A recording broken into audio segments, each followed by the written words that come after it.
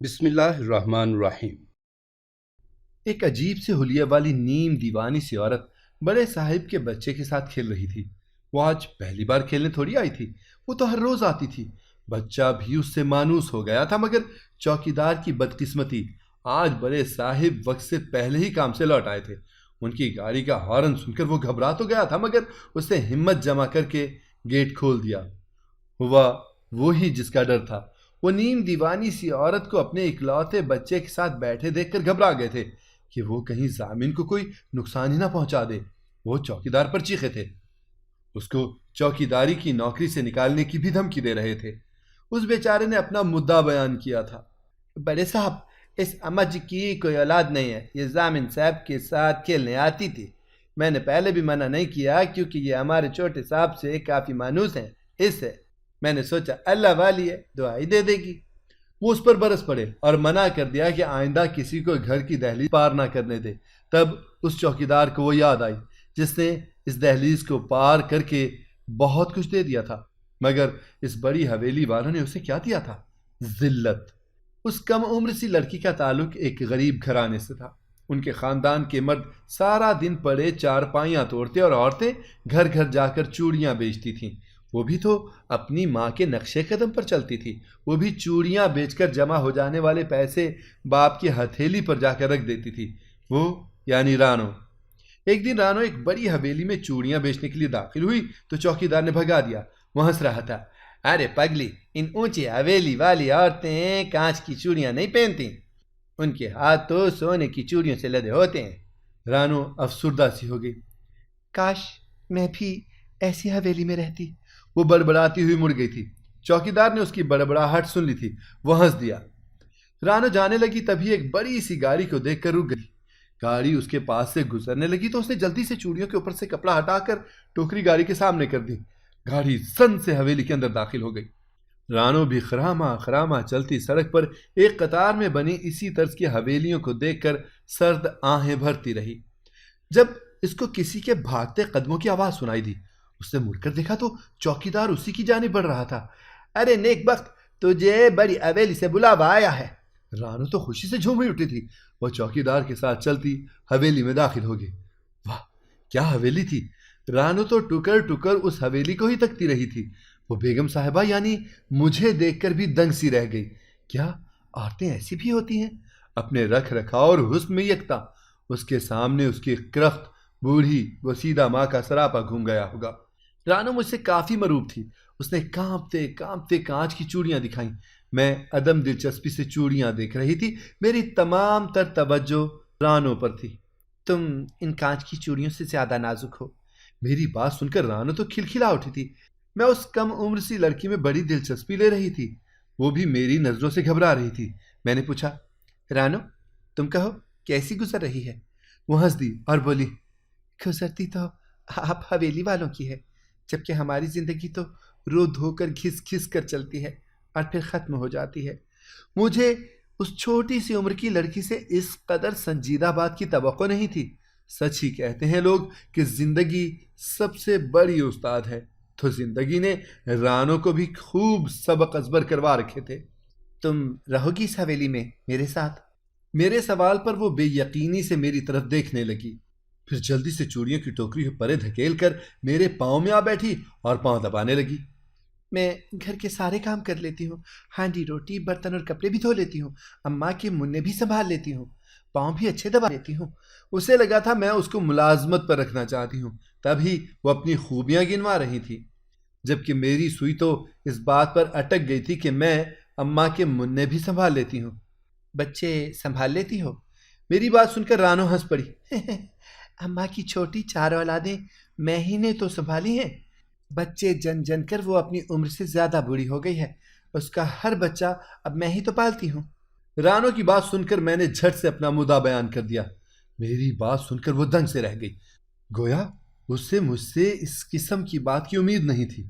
ٹھیک 3 دن بعد میں رانو کی جھونپڑی پر موجود تھی۔ وہاں مجھ سے بیٹھا تو نہیں جا رہا تھا، مگر کیا کرتی، مجبوری تھی۔ میرا وہاں دم گھٹ رہا تھا، اس لیے ادھر ادھر کی باتیں کیے بنا ہی میں اپنے مدعے پر آئی۔ میں رانو کو خریدنے آئی ہوں۔ رانو کا باپ میری بات سن کر حیران رہ گیا۔ رانو کی ماں کی نسبت باپ کافی جوان تھا، ظاہر ہے مفت کی کھاتا تھا، جوان ہی تو رہنا تھا اس نے۔ لیکن کیوں؟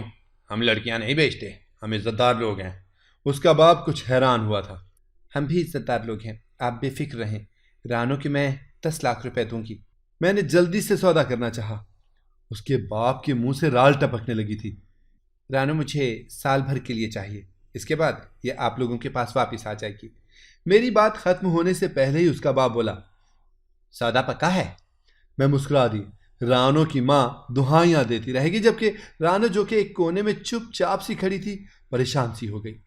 میں نے اپنے شوہر کو بتایا کہ میں ایک لڑکی خرید لائی ہوں۔ وہ میری بات سن کر پہلے تو حیران ہوئے، پھر تیش میں آ کر مجھ پر چیخنے لگے، بتاؤ میں نے تمہیں کس چیز کی کمی دی ہے آج تک؟ میں نے کبھی تمہیں اف بھی کہا ہے؟ مگر تم نے میرا سر شرم سے جھکا دیا ہے۔ میں بھی رو پڑی تھی۔ مجھے جو چاہیے وہ صرف رانو ہی دے سکتی ہے، آپ نہیں۔ وہ غصے سے میز پر لات مار کر چلے گئے۔ رانو کو میں نے شاندار سا کمرہ دیا تھا۔ اس کی آنکھیں پھٹی کی پھٹی رہ گئی تھیں۔ میں جب اس کے کمرے میں گئی تو بیڈ پر نیم دراز ٹی وی دیکھ رہی تھی۔ وہ میری ہدایات کے مطابق نہا دھو کر نیا لباس پہنے ہوئے تھی۔ میں نے اس کا حسن دیکھ کر خود کو داد دی۔ واہ فردوس، تم نے کیچڑ سے کیا ہیرا چنا ہے۔ مجھے دیکھ کر وہ جھینپ سی گئی تھی۔ یہ پلنگ اتنا نرم ہے کہ میرا جسم اس میں دھستا جا رہا ہے، لگتا ہے مجھے آج رات نیند نہیں آئے گی۔ میں اس کی بات سن کر ہنس کر مڑ گئی۔ 3-4 دن ہمارے گھر میں خوب ہنگامہ ہوتا رہا تھا۔ حسن مجھ سے سخت خفا تھے۔ میں ان کو منانے کے لیے خوب جتن کرتی رہی تھی۔ میں نے 1 ہفتے بعد ان کے پاؤں ہی پکڑ لیے۔ وہ میری اس حرکت پر حیران تھے۔ اس رات بارش بڑے زور و شور سے برس رہی تھی اور روم میں میرے آنسو برس رہے تھے۔ حسن، میری پوزیشن کو سمجھنے کی کوشش تو کریں۔ مجھے آپ سے محبت نہیں، عشق ہے۔ میں آپ کو کسی طور پر بھی کھونا ہی چاہتی۔ مجھے معلوم ہے آپ بھی مجھ سے بے حد محبت کرتے ہیں، مگر آخر کب تک؟ آج نہیں تو 5 سال بعد یا پھر 10 سال بعد کبھی نہ کبھی آپ کو بھی ہمارے سونے آنگن کا احساس ہو ہی جائے گا۔ یہ کروڑوں کی جائیداد آپ کس کے نام کریں گے؟ کوئی وارث ہے آپ کا؟ پھر آپ کو مجھ سے نفرت ہونے لگے گی، آپ مجھ سے بیزار ہو جائیں گے۔ میں مر جاؤں گی آپ کی آنکھوں میں اپنے لیے نفرت دیکھ کر۔ میں زار و قطار رو رہی تھی۔ حسن کی آنکھیں بھی بھیگ گئی تھیں۔ نہیں فردوس، ایسا کبھی بھی نہیں ہوگا۔ بچہ نہ ہونا اللہ کی رضا ہے، پھر میں تمہیں کیسے قصوروار ٹھہراؤں گا؟ آپ کو نہ صحیح، لیکن مجھے بچے کی شدید خواہش ہے۔ میری سونی گود ترستی ہے۔ بس پھر وہ سال بھر ہی تو یہاں رہے گی، بچہ ہمیں دے کر وہ چلی جائے گی۔ ہم یہی سمجھیں گے کہ اس بچے کو میں نے جنا ہے۔ میرے رونے دھونے سے تنگ آ کر میرے شوہر نے میری بات ماننے کی حامی بھر لی تھی۔ وہ مجھے سمجھا بجھا کر اب سو چکے تھے، مگر میں سو نہ سکی۔ حسن کے چہرے کو دیکھ کر خاموش آنسو بہاتی رہی۔ آج آخری رات تھی حسن کی میرے کمرے میں۔ میں چاہتی تھی کہ یہ رات کبھی ختم نہ ہو، مگر میرے چاہنے سے کیا ہونا تھا۔ رات ختم ہو گئی، دن بھی ڈھل گیا۔ میں مرے مرے وجود کے ساتھ رانو کو تیار کرنے لگی۔ اس پر کیا روپ آیا تھا، ایسے لگتا تھا جیسے آسمان سے کوئی پری ہی اتر آئی ہو۔ میرا جی چاہا میں رانو کا روپ بگاڑ دوں، مگر میں ایسا نہ کر سکی۔ اس کے پیچھے بھی میری چال ہی تھی۔ اگر حسن خود سے کوئی لڑکی ڈھونڈتا تو یقیناً مجھے چھوڑ دیتا، مگر اب اس لڑکی کو 1 سال کے لیے برداشت کر کے میں اپنی زندگی سے خوف ختم کر دینا چاہتی تھی۔ حسن کا نکاح ہو گیا۔ وہ مضطرب سے تھے، رانو حیران تھی اور میں شدید دکھی۔ وہ رات میں نے کانٹوں پر لوٹ کر گزاری تھی۔ میں ساری رات روتی رہی تھی۔ صبح میں نے رانو کا شرمایا سا روپ دیکھا تو میرا دل کیا میں اس لڑکی کو مار دوں۔ میرے اندر گھٹن سی گھٹن تھی۔ حسن بھی کافی خوشگوار سا تھا، ظاہر ہے ایک کم عمر کنواری لڑکی جو مل گئی تھی۔ وہ میرے پاس آ کر بولے، دیکھو تمہاری خاطر یہ کڑوا گھونٹ بھی بھر لیا میں نے۔ جیسے میں جانتی نہیں۔ مجھے حسن پر بھی شدید غصہ آنے لگا تھا۔ آخر انہوں نے میری بات کیوں مان لی؟ وہ انکار کرتے رہتے تو میں بھی تک جاتی نا۔ حسن آفس چلے گئے۔ میں نے رانو سے ساری رات کی تفصیل مانگی تھی۔ وہ جیسے جیسی بتاتی رہی میرا جسم جلتا رہا، میرا دماغ پھٹنے کے قریب تھا۔ میں نے اسے صاف صاف کہہ دیا کہ وہ دن کے وقت مجھے حسن کے نزدیک نظر نہ آئے۔ میں رانو سے اپنے پیر دبواتی، اپنے کپڑے دھلواتی، اپنا کمرہ صاف کرواتی، تاکہ اسے یاد رہے کہ وہ میری ملازمہ ہے، اس گھر کی مالکین بننے کی کوشش نہ کرے۔ یوں ہی 2 ہفتوں کا وقت گزر گیا تھا۔ حسن رات کے کھانے پر رانو کو بھی ساتھ ڈائننگ ٹیبل پر لے آئے تھے۔ میں نے اعتراض کیا تو وہ بولے، رانو بھی میری بیوی ہے، جیسے تم میری بیوی ہو، تم دونوں کو میں برابر ہی رکھوں گا۔ حسن کی بات سن کر میں اپنے آپ میں نہ رہی، میں چیخنے لگی تھی، رانو چوڑیاں بیچنے والی کو تم میرا درجہ دو گے؟ تم پاگل تو نہیں ہو گئے؟ میں ڈائننگ ٹیبل سے برتن اٹھا اٹھا کر نیچے پٹکتی رہی تھی۔ میں اپنے کمرے میں آ کر روتی رہی اور سوچتی رہی کہ اب جب حسن مجھے منانے آئیں گے تو ان سے یہ شکوہ کروں گی، ان کو یہ بات کہوں گی۔ مگر وہ نہیں آئے۔ 3 دن گزر گئے مگر انہوں نے مجھے منانا گوارا تک نہیں کیا۔ میں سارا دن کمرے میں پڑی روتی رہتی۔ باہر سے رانو کی چہچہاتی آوازیں سن کر میرا کلیجہ چھلنی ہوتا رہا تھا۔ یوں ہی 1 ہفتہ گزر گیا اور میرے محبوب، میرے حسن نے پلٹ کر میرا حال تک نہ پوچھا۔ منانا تو بہت دور کی بات تھی۔ خیر، اب مجھے ساری سمجھ آ گئی تھی۔ حسن رانو کے حسن میں پاگل سا ہو گیا تھا۔ میں نے مصلحت سے کام لیا۔ میں نے جا کر خود حسن کو منایا، رانو سے معافی مانگی، تب کہیں جا کر حسن کا موڈ ٹھیک ہوا۔ اب میں حسن کے سامنے رانو کا بہت خیال رکھتی تھی، وہ بھی مجھ سے مطمئن ہو چکا تھا۔ مگر حسن کے جانے کے بعد میں رانو کو اس کی اوقات یاد دلاتی رہتی تھی۔ انہی دنوں میں مجھے حسن نے باپ بننے کی خوشخبری سنائی تھی۔ حیرت کی بات تھی، جس خبر کو سننے کے لیے میں بے چین تھی، وہ خبر سن کر مجھے ذرا خوشی نہ ہوئی تھی۔ میں نے رانو کا وارڈروب سیٹ کرنے کے بہانے وہ سارے برانڈڈ کپڑے واپس نکال لیے تھے جس سے وہ مزید حسین لگتی تھی۔ میں نے چن چن کر اس کے لیے ایسے پرنٹس نکالے جس سے اس کی شخصیت مزید دب جاتی۔ مگر نہ جانے اس کے ماں بننے کا کمال تھا کہ کیا وہ ان پرنٹس میں بھی بے حد حسین لگتی تھی۔ حسن اس کا جی جان سے خیال رکھتے تھے، میں بھی خیال رکھنے کا ناٹک کرتی تھی۔ یوں ہی وقت گزرتا رہا اور ایک روشن سی صبح ہمارے گھر ننھے حسن نے آنکھ کھولی تھی۔ رانو ماں بن گئی تھی۔ رانو نے وہ بچہ لا کر میری گود میں ڈال دیا اور مسکرا کر بولی، یہ رہی آپ کی امانت۔ ننھے وجود کو میں نے جیسے ہی اپنی باہوں میں سمیٹا، میں کامل سی ہو گئی تھی۔ میں اس کو خود سے بھیچے زاروں قطار رو رہی تھی۔ حسن نے میرے شانے پر پیار سے ہاتھ رکھ کر مجھے دلاسا دیا تھا۔ حسن نے مجھے کہا کہ یہ تمہارا بیٹا ہے، اس کا نام بھی تم ہی رکھو گی۔ میں نے اس کا نام ضامن رکھا تھا۔ یوں ہماری زندگیوں میں ایک بہت ہی خوشگوار سا اضافہ ہو گیا تھا۔ ضامن سارا دن میرے پاس رہتا تھا، رات بھی میں اسے اپنے ہی پاس سلاتی تھی۔ رانو کا کام صرف اسے دودھ پلانا ہوتا تھا۔ ضامن کے آنے سے میرے روم کی رونق بھی لوٹ آئی تھی۔ اب تو حسن بھی ضامن کے شوق میں میرے روم میں ہی رہتے تھے۔ ایک دن رانو ضامن کو دودھ پلا کر جانے لگی تو پلٹ کر بولی، میں اس کے ساتھ تھوڑا سا کھیل لوں؟ میں نے بڑی شدت سے انکار کیا تھا اور بولی تھی، اپنی اوقات مت بھولو۔ وہ نم آنکھوں سے التجا کرنے لگی تھی، فردوسی، ضامن آپ کا ہی بیٹا ہے، میں تو بس چند لمحوں کے لیے اس کے ساتھ کھیلنا چاہتی ہوں۔ مگر میں نے اسے بے عزت کر کے کمرے سے نکال دیا تھا۔ جاتے ہوئے رانو کی آنکھوں میں کچھ ایسا تھا جسے میں دیکھ کر گھبرا سی گئی تھی۔ کاش میں ایسا نہ کرتی۔ میں نے اس دن رانو کو جو بے عزت کیا تھا، مجھے اس کی سزا ملنے لگی تھی۔ حسن آفس سے آتے تو ضامن کو اٹھا کر رانو کے روم میں چل دیتے۔ 2-3 دن تو میں چپ رہی، لیکن جب میں نے احتجاج کیا، ضامن کو رانو کے پاس مت لے کر جایا کرو، وہ اس سے مانوس ہو جائے گا تو رانو کے جانے کے بعد ہمیں بہت مشکل ہوگی۔ حسن نے مجھے درستی سے چپ کروا دیا تھا۔ رانو کہیں نہیں جائے گی، وہ میری بیوی ہے اور میری عزت بھی، وہ اسی گھر میں رہے گی۔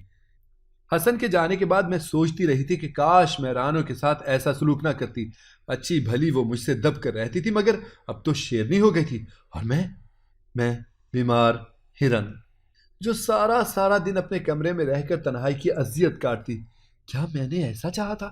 ہرگز نہیں۔ حسن مجھ سے دور ہو گیا، ضامن تو اب میری گود ہی نہیں قبول کرتا تھا۔ میں خالی ہاتھ رہ گئی تھی۔ ایسے ہی دن گزرتے رہے۔ مجھے ایک دن میری ملازمہ نے بتایا کہ رانو کے ساتھ کوئی نوجوان ملنے آیا تھا، وہ اس کا کوئی رشتہ دار تھا۔ میں نے اسے کہا کہ یہ خبر حسن صاحب کو ضرور بتائے۔ حسن نے رانو سے پوچھ گچھ کی، مگر رانو نے بڑی سہولت سے کہہ دیا کہ کزن ہے۔ پھر اس کے کزن کے دورے بڑھنے لگے۔ وہ ہمیشہ تبھی آتا جب حسن گھر پر نہیں ہوتے۔ میں نے حسن کے کان میں یہ بات ڈال دی تھی، یہ بھی کہا کہ اس کے کزن کو کیسے پتا چلتا ہے کہ آپ گھر پر نہیں ہوتے۔ ایسے ہی ایک دن پھر اس کا کزن آ گیا۔ میں نے حسن کو کال کر کے آفس سے بلوا لیا۔ ایسے میرے مجبور کرنے پر ڈرائنگ روم کا دروازہ ناک کیے بنا ہی اندر چلے گئے۔ سامنے ہی رانو اپنے کزن کی باہوں میں تھی۔ ہمارے جاتے ہی اس نے چیخو پکار شروع کر دی کہ یہ میری عزت پر ڈاکہ ڈالنے کی کوشش کر رہا تھا۔ میں نے حسن کو کہا کہ یہ ہمیں دیکھ کر ڈرامہ کر رہی ہے۔ حسن کا چہرہ مارے ضبط کے سرخ ہو رہا تھا، اس کی آنکھوں میں خون اترا ہوا تھا۔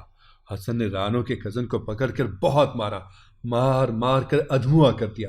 میں نے ہی آگے بڑھ کر اس کی جان خلاصی کی، جیسے تیسے کر کے وہ اپنی جان بچا کر بھاگا تھا۔ اس کے جانے کے بعد حسن نے رانو کے منہ پر اتنا زوردار تھپڑ مارا کہ وہ صوفے پر گر پڑی۔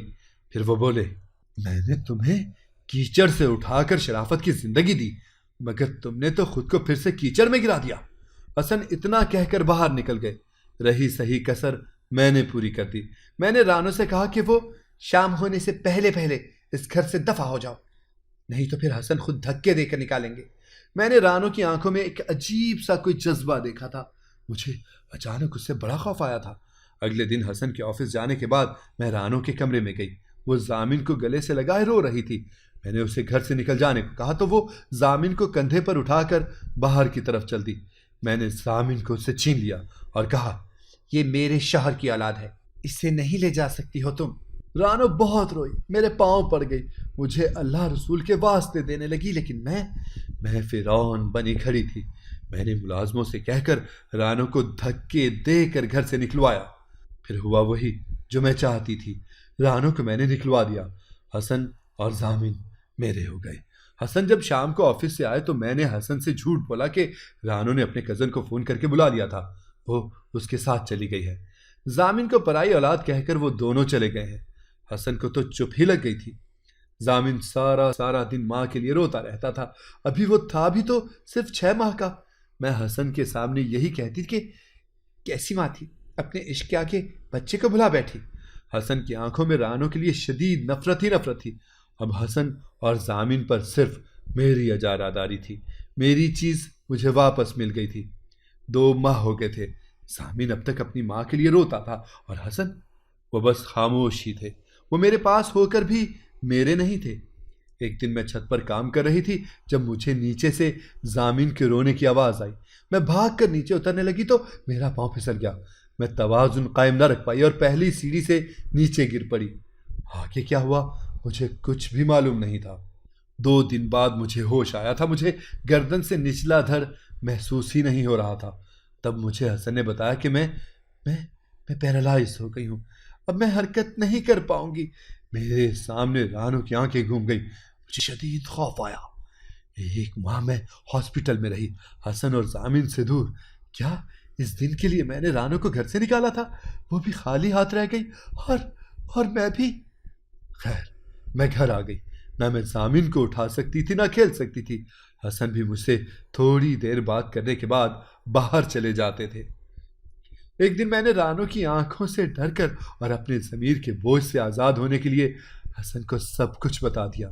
بہت بھیانک سچ یہی تھا کہ رانو بے قصور تھی۔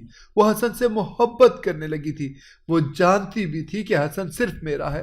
اس نے گناہ کیا تو میں نے سزا دی۔ میں نے اس کے کسی لالچی کزن کو بھاری معاوضہ دیا اور کام سمجھا دیا۔ حسن کی غیر موجودگی کا میں اسے بتا دیتی تھی۔